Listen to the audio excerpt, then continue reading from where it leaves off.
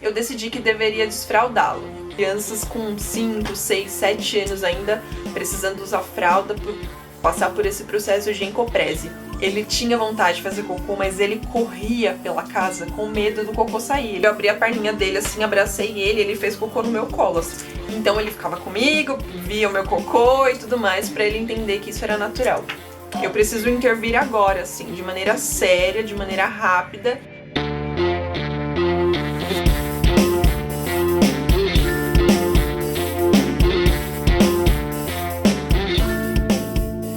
Oi pessoal, eu vim aqui para compartilhar com vocês um pouquinho da minha experiência da experiência de desfraude do Ian versus o desfraude do Gael. O Gael está no processo ainda, mas é muito diferente de um pro outro. E no caso do Ian, eu acredito que tenha sido um desfraude prematuro que poderia ter acarretado em consequências bem sérias. Quando ele tinha 2 anos e 4 meses, acho que por uma questão de pressão social, né? Já tá muito grande, tá na hora de tirar as fraldas. Eu decidi que deveria desfraldá-lo. Foi uma decisão, tipo, vou começar a desfraldar e ponto. Eu não percebi sinais nele de desfraude. Embora ele se incomodasse com a fralda, ele não tinha sinais claros, ele não avisava quando ele ia fazer xixi, quando ele ia fazer cocô, ele não tinha noção nenhuma do corpo. E eu decidi que queria desfraldar e começamos aquele processo, tira a fralda e tal, vai no banheiro, fica levando de hora em hora, né? É bem chatinho esse processo, principalmente quando a criança não tá pronta. E durante esse tempo aconteciam vários escapes, muitos escapes. Eu passei nós ficamos uns 7 dias, mais ou menos, em casa e depois nós fomos viajar. Quando a gente viaja, a nossa alimentação muda, né? Muito. Aqui em casa a gente tinha uma alimentação. Quando você vai viajar, você tá na casa de outras pessoas, a alimentação muda.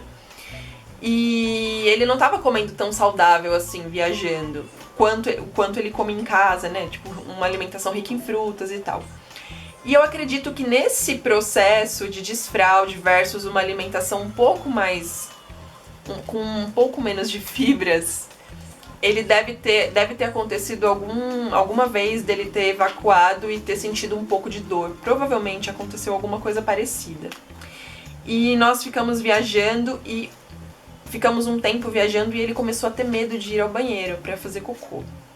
Quando nós voltamos de viagem, esse menino, ele tinha vontade de fazer cocô, mas ele corria pela casa com medo do cocô sair. Ele tinha pânico de ir pra privada fazer cocô.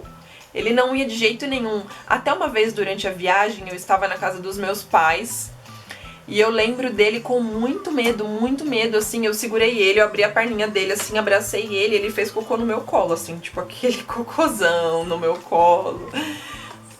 Então, quando nós chegamos em casa, piorou muito, não sei por qual motivo, quando chegou em casa foi pior. Então ele ficava correndo e pulando porque o cocô tava quase saindo e ele começou a ter muito medo de fazer cocô.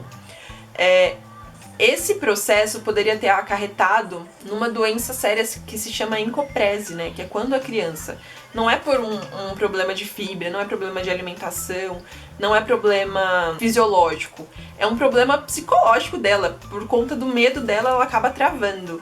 E aí, com essa coisa de ficar travando, muitas das vezes a criança acaba sujando a cueca, tudo. O cocô tá pronto pra sair, assim, não é uma coisa que vai machucá-la, mas como ela vai segurando, né, vai retendo o cocô, vai perdendo líquido, aí pode ser que quando ela vá fazer, aí demore mais, aí sim machuque.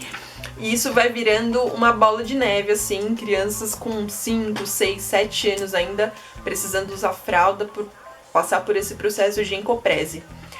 Então eu tinha muito medo. Quando isso começou a acontecer, eu logo me lembrei de alguns casos na faculdade que nós estudamos sobre o assunto.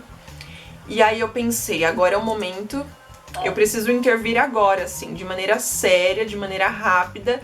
E ele precisa entender que o cocô é um processo fisiológico, que é natural, que todo ser vivo, né, todo animal, seres humanos, todo mundo faz cocô.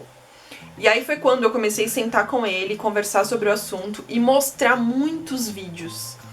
Tem a musiquinha do cocô, que é inesquecível. Tem no YouTube, depois você pode colocar a música do cocô. A gente cantava com ele, e é engraçado que a música do cocô fala que o cocô é o nosso amigo e tá tudo bem. Eu comecei a colocar vídeos bem infantis, assim, em que mostrava todo o processo do alimento dentro do nosso corpo, como funcionava, que a gente vai comendo e a comida vai descendo até se transformar em cocô. Então eu comecei a mostrar pra ele o quanto isso era natural, que todas as pessoas faziam, e ele já tá acostumado a entrar no banheiro comigo, né, desde pequenininho. Eu usava o banheiro muitas das vezes com os meninos no colo. Só que quando passou por esse momento em que ele estava com medo de ir ao banheiro, então eu fazia questão dele ficar comigo enquanto eu estava no banheiro, pra ele ver que era natural. Mostrava o cocô, tipo, é meio constrangedor essas coisas, né, gente? Mas fazer o quê? É tudo um processo de ensinamento pros filhos. Então ele ficava comigo, via o meu cocô e tudo mais, pra ele entender que isso era natural. E eu conversava muito com ele, muito, até que isso foi melhorando, até que ele fez uma vez. E aí a gente fez uma festa, super elogiou, nossa, que legal, você conseguiu. E aí mais uma vez, e até que isso passou. Graças a Deus não se tornou um problema mais sério, né? Só que eu consigo perceber a diferença clara, é muito clara a diferença do Ian pro Gael. O Gael está com 2 anos e 5 meses, e eu estou desfraldando ele, e ele dá sinais claros. Quais são esses sinais? Ele consegue tirar a fralda às vezes incomoda ele. Ele fala quando ele tá fazendo cocô, antes dele fazer cocô, ele fala quando ele vai fazer xixi. Pra você identificar, por exemplo, fisicamente a criança, quando a criança consegue pular com os 2 pés pro alto sozinha, né? Porque normalmente eles dão uns pulinhos meio estranhos quando são bebês. Mas quando ela pula com os 2 pés, consegue saltar, isso é um sinal de que os músculos do esfíncter estão mais fortalecidos, em que ele tem mais controle sobre esses músculos. Então é um sinal de que que o corpo dela está mais preparado para esse momento do desfraude.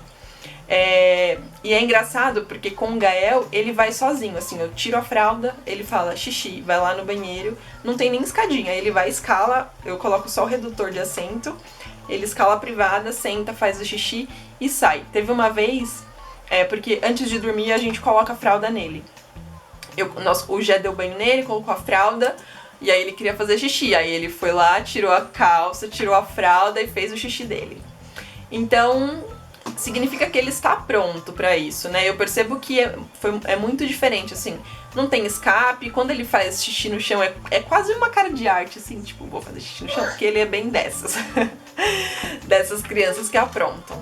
Então é isso, pessoal, eu espero que esse vídeo tenha ajudado vocês a entender alguns sinais do desfraude, entender que não é porque nós temos uma pressão social, a escola muitas vezes coloca pressão na criança, não é porque as pessoas falam que a gente é obrigado a fazer isso com os nossos filhos.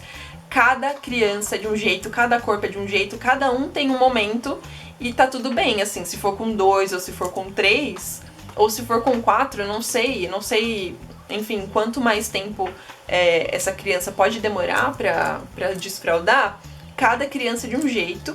E é importante que a gente respeite esse momento da criança, respeite esse tempo da criança, porque se for feito de maneira prematura, pode sim acarretar num problema muito maior no futuro, tá bom? Muito obrigado por assistir esse vídeo até aqui. Não esquece de comentar aqui embaixo o que você achou do vídeo, se você conhecia essas dicas.